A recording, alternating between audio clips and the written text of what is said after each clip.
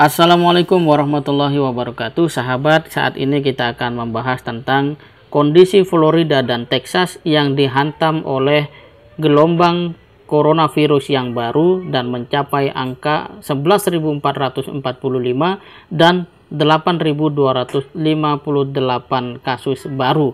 Ini data menurut Departemen Kesehatan setempat yang terjadi kurang dari 24 jam. Sementara untuk Amerika keseluruhan, terutama Amerika bagian selatan dan barat, lebih dari 52.000 kasus baru terjadi. Pertanyaannya adalah, mengapa Amerika, sebuah negara yang katakan maju dalam banyak sisi, justru menjadi semacam sasaran empuk dari virus corona ini? Seperti kita ketahui, coronavirus ini mengganggu sistem pernapasan, sehingga menyebabkan terjadinya infeksi paru-paru yang bersifat akut, bahkan sampai pada kasus gagal ginjal. Dalam kata lain, mereka yang secara imun sangat lemah sangat mungkin untuk kemudian terjatuh dan meninggal dunia. Jika melihat rekomendasi para dokter terkait tentang bagaimana meningkatkan imunitas tubuh, rasanya penduduk Amerika tidaklah termasuk orang yang sulit, bahkan sebagian besar mungkin sangat mengerti. Mulai dari mengkonsumsi makanan bergizi, olahraga dengan rutin, mengelola stres dengan baik, istirahat yang cukup, sampai kemudian mengkonsumsi suplemen penunjang daya tahan tubuh. Tapi pertanyaannya adalah, mengapa itu masih terjadi di negara-negara maju?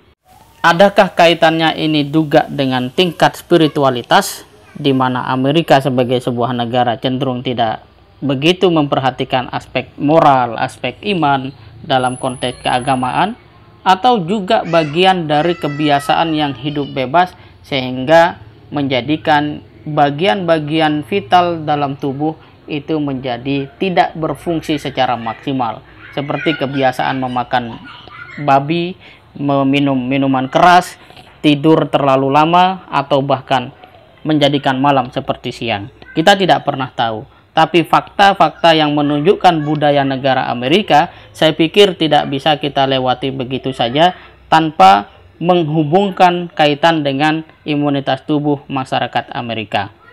Catatan dari Universitas Johns Hopkins di Amerika Serikat mengungkapkan bahwa negara seperti Amerika, Inggris, Italia, Prancis, dan Spanyol itu sampai terserang 70% dari total kematian COVID-19 di dunia. Pertanyaannya lagi-lagi, kenapa bisa?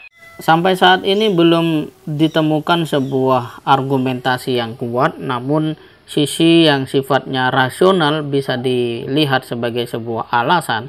Bisa jadi karena faktor people movement, di mana negara-negara itu adalah negara-negara yang memiliki bandara dengan tingkat kesibukan yang luar biasa.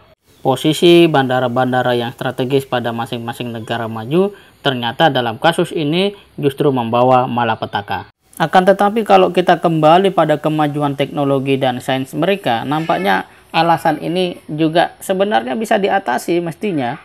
Kalau kemudian kita lihat dalam perspektif ajaran Islam, makanan-makanan yang dikonsumsi manusia itu jauh lebih berpengaruh dan dominan, karena secara langsung memang sangat berdampak.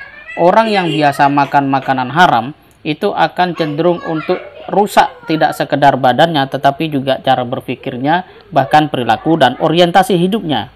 Namun dalam konteks coronavirus, belum ada sebuah riset yang melakukan pendekatan ini. Ya, kita tentu sama-sama tahu tidak mungkin Amerika ataupun negara-negara sekuler lainnya melakukan riset dengan basis penelitian halal dan pengaruhnya terhadap imunitas tubuh di dalam menghadapi virus corona. Namun kalau kita cermati sejarah mengapa tubuh Rasulullah itu sangat sehat sampai akhir hayat, itu tidak lain karena memang menjaga diri dari makanan, jangankan yang haram, yang halal secara berlebihan dikonsumsi pun itu sangat dijaga. Dalam kata yang lain, perilaku hidup, konsep rezeki, makan, dan gaya hidup lainnya itu sangat menentukan imunitas tubuh seseorang dari serangan virus.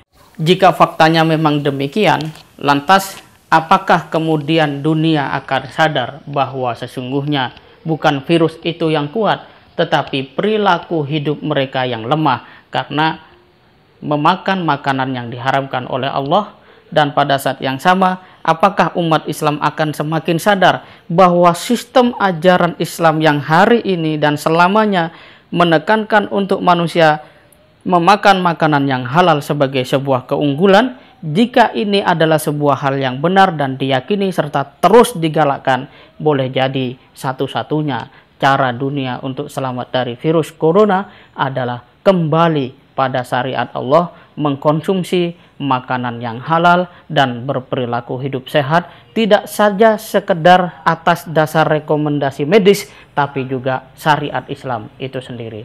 Tapi apakah ini akan diakui oleh dunia? Yang pasti umat Islam harus semakin percaya diri dengan ajarannya yang mulia ini. Demikian, Assalamualaikum warahmatullahi wabarakatuh.